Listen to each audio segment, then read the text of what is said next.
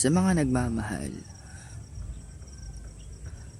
at iniiwan, madalas nating tanongin yung sarili natin kung bakit kailangan nating pagdaanan lahat ng mga bagay na to.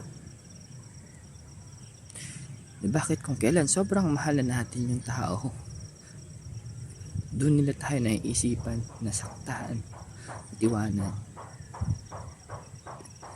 Iiwan tayo na puro tanong yung meron sa isip natin.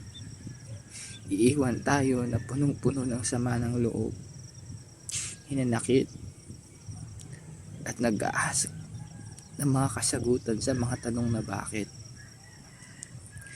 Sobrang hirap, sobrang bigat.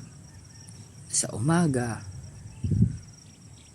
magpapanggap ka na ayos ka lang. Pero pagdating ng gabi, kung saan nagpapahinga na ang lahat, ikaw umiiyak ng patago, umahagulgul, bumubuhos yung luha mo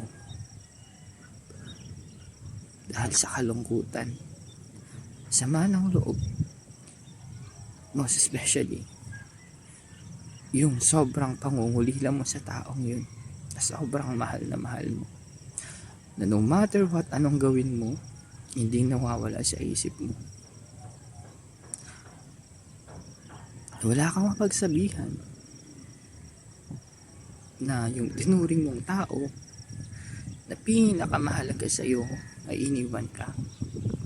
Yung tanging taong akala mo kakampi mo at hindi ka pababayaan. Yung taong nangako na mamahalin ka at iingatan ka. Yun yung taong dumuro ng wasak ang buong pagkatao mo.